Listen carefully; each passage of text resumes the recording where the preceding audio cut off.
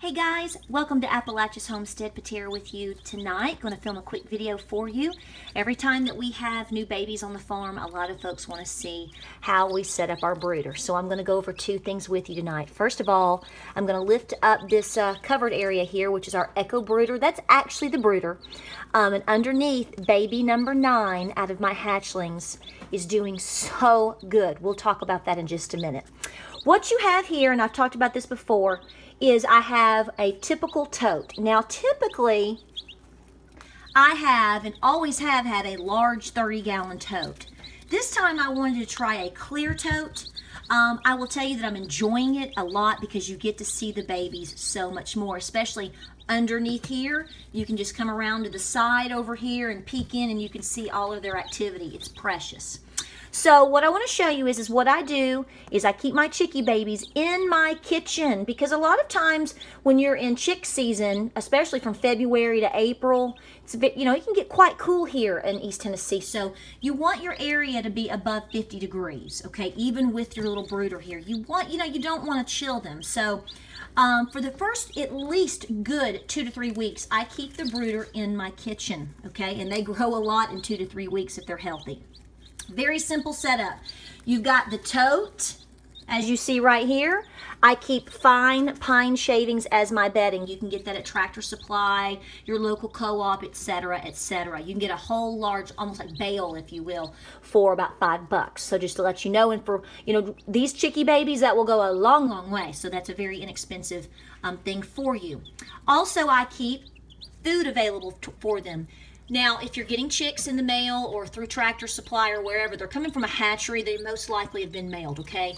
And the reason that they can make it is because the first 3 days of life, a baby chick can go without food and water because they have absorbed the yolk in the last stages of development. Well, once you intro food and water to them, however, you have to continue that on. So obviously these babies hatched out yesterday for the most part. So you're looking at 24 to 48 hour old chicks. The little blondie down there is going on 2 days old, okay? So fresh water. You've got your little water down here and they've already made a mess.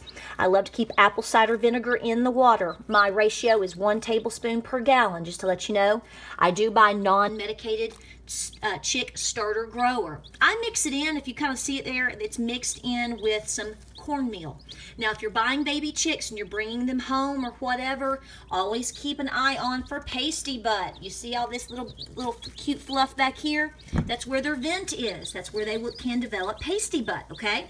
So there's another video on that. I'll link it in the bottom so that you know how to care for that.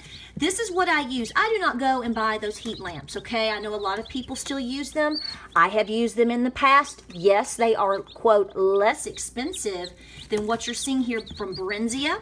But again, this is very low wattage.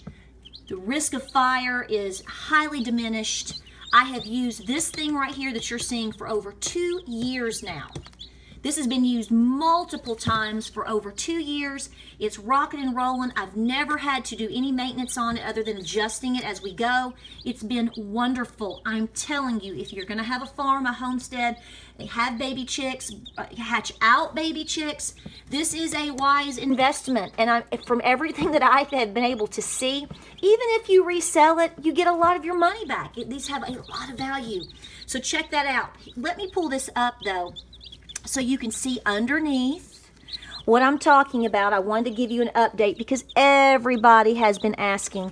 So all of these baby chicks have hatched, and we had a little baby, which is right there. They all flocked to it. That was not doing well. I'm going to be completely honest with you and tell you that this morning I thought it was going to die. We just had to help it hatch. And it's doing really, really well. Now, it's smaller. It's a little bit smaller, but it is getting around. When I put it over here, once it started to become a little bit active, once it got in with the rest of the chicks, it really became more mobile. This little gal over here, well, let's assume that it's a gal, Tammy, she is babying this quite a bit. Well, if you want to call it that. She's loving to snuggle up next to it, and she's just being a real love bug. So So far, so good. I'm trying to get you some footage of him so you can see. But guys, this is a basic brooder setup, okay? It's not rocket science. I prefer to keep it in the house somewhere safe. Okay, baby, I'm gonna put you back underneath. They wanna stay warm, they wanna stay snuggly.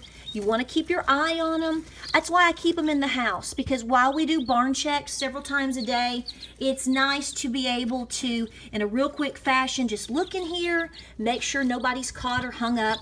By the way, let me mention that when you put these in, you see the brooder right here, you wanna keep space on the sides if possible, because they'll come out and they'll run around and make little noise and chirp and jump and all that, and they can get caught.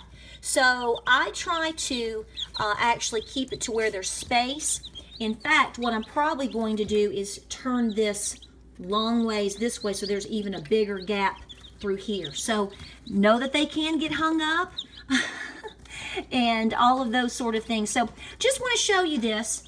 Once you get your brooders and the items that you need right through here, guys, you use it over and over and over again, and you find out real quick that it's a simple setup and it works well for you. As far as the top, I use cut wiring on the top and then put something on to hold it down on top. I have found that keeping a lamp near the chicks reduces stress, and if you have it near the area where they can see their food and where they can poop easily, where you can see, haha. But right here, if they can see their food, they're more apt to not be as fearful to come out and go eat and drink. You want them eating and drinking, okay? You don't want that to be difficult for them to see or fearful of or whatever. And talk to them. A lot of folks ask me how my chicks are so active and they're so friendly. That's, guys, that's sort of dependent upon the breed at times, I guess. Everybody has an opinion on that, but I'm very active with my birds daily. Talk to them and train them to your call and the way that you handle them, okay? We appreciate y'all watching. I hope this helped you out. Thank you so much for all your sweet comments and suggestions and little prayers and everything about baby number 9. We're keeping an eye on them. I think we're going to be all right there. Y'all take care out there. Check us out on Facebook and Instagram and Pinterest. Send your questions this way, and I hope you had a wonderful and happy baby chick season, because it's finally here. Y'all take care.